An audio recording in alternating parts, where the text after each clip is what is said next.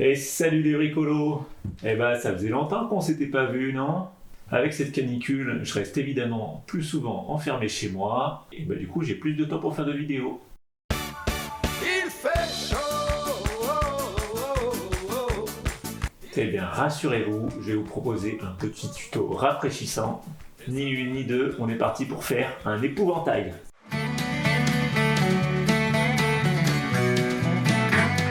Attendez, je me suis planté. C'est pas un épouvantail, c'est un éventail. Générique.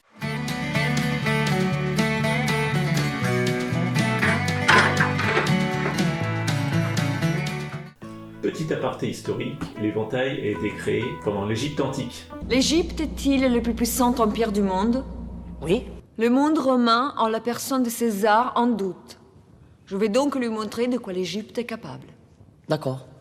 Je vais lui construire les plus magnifiques. Éventail. D'accord.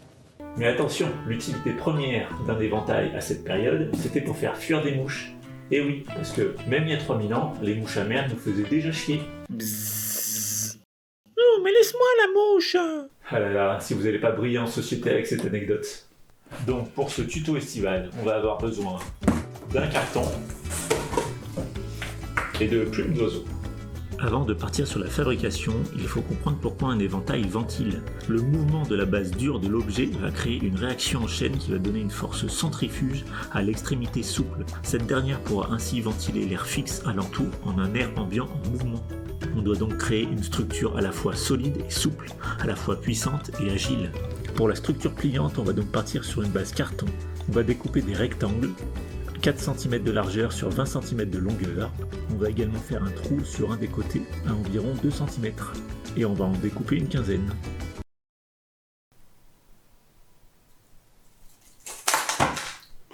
Maintenant qu'on a la base intérieure dure, il faut faire la structure souple.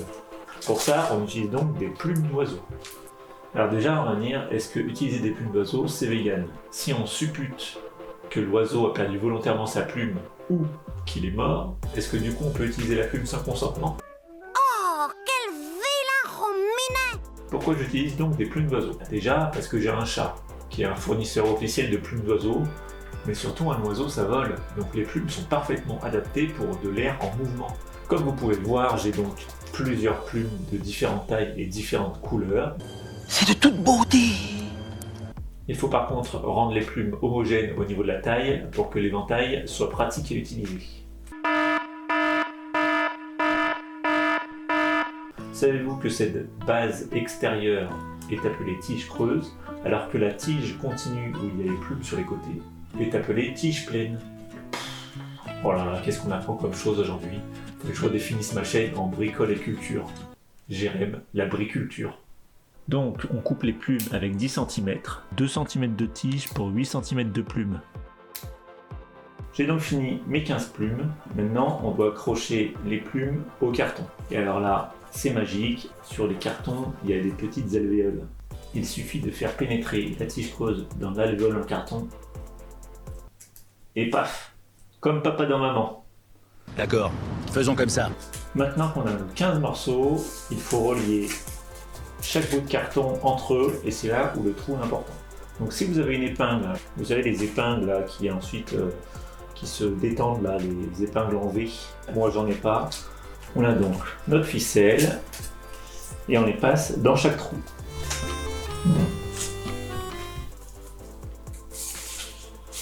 Il n'y a plus qu'à faire un nœud.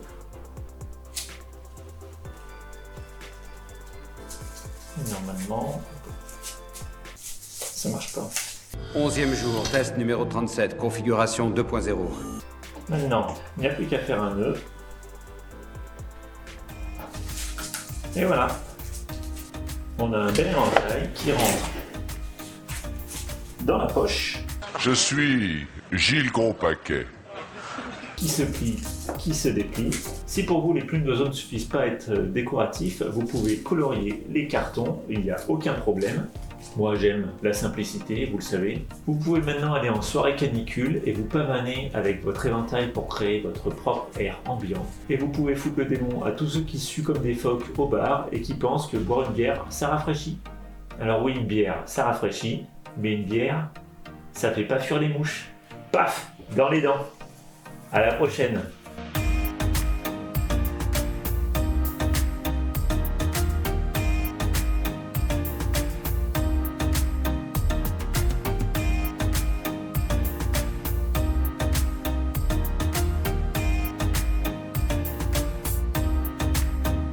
Bondou, s'il te plaît, tu peux t'abonner.